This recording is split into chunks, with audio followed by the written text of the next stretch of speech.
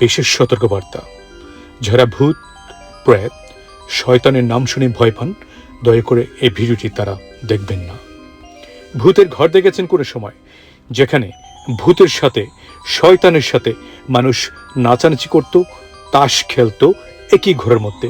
হ্যাঁ, ঠিকই শুনেছেন। চলুন তাহলে গল্পটা শুরু করা যাক। বলছিলাম, ডাবলিন মাউন্টেনে অবস্থিত হেল ফায়ার ক্লাব নাম শুনলেই গা শিউরে ওঠে, যেটি তৈরি করা হয় 1725 সালে।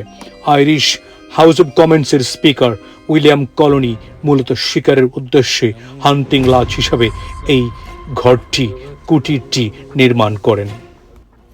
1735 সালে উইলিয়াম কলোনি মারা যাওয়ার পর আইরিশ হেল ফায়ার ক্লাব ছিল ধনী তরুণদের জন্য একটি কুখ্যাত মদ্যপান, জুয়া খেলা এবং অসংযত বা উশৃঙ্খল আচরণের জন্য একটি আস্তানা বলা যায়।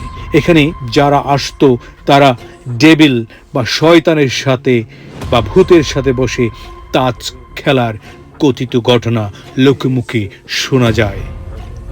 এই জরাজীর্ণ কুটিরে ঢুকলে এখনো গা ছমছম করে, লোম খাড়া হয়ে যায়।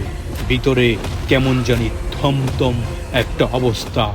মনে হচ্ছে কারো আকুতি, কারো চিৎকার, ভয় প্রতিটা দেওয়ালে, প্রতিটি জায়গায় অঙ্কিত করা আছে। হেলফায়ার ক্লাবের সদস্যরা মানুষ হত্যা করত কিংবা শয়তানের পূজার মতো আচার অনুষ্ঠানে লিপ্ত ছিল। তবে ইতিহাসবিদরা সাধারণত এসব কাহিনীকে প্রমাণিত নয়, বরং লোককথা বা পরবর্তীকালে অতিরঞ্জিত করে তৈরি গল্প হিসাবে গণ্য করে থাকেন। ইতিহাসবিদরা আরো মনে করেন 5000 বছর পূর্বে এই জায়গা ছিল একটি শ্মশান ঘাট। প্রাচীন এই সমাধিটি ক্ষতিগ্রস্ত করার পর শয়তানের প্রভাবে ভবনটির মূল ছাদ উড়ে যাওয়ার কথিত ঘটনা লোকমুখে শোনা যায়।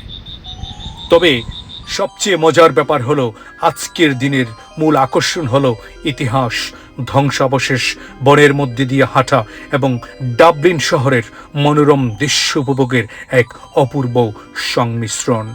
ডাবলিন বের পুরো শহরের এক চমৎকার দৃশ্য চোখে পড়বে, আপনি অনুভব করবেন, ফিল করবেন। বুকে সাহস নিয়ে ঘুরে আসতে পারেন এই চমৎকার জায়গায়। দেখা হবে পরবর্তী কোনো গল্প নিয়ে। ততদিন পর্যন্ত ভালো থাকবেন। শুভেচ্ছা জানাচ্ছি আমি দিলীপ বড়ুয়া।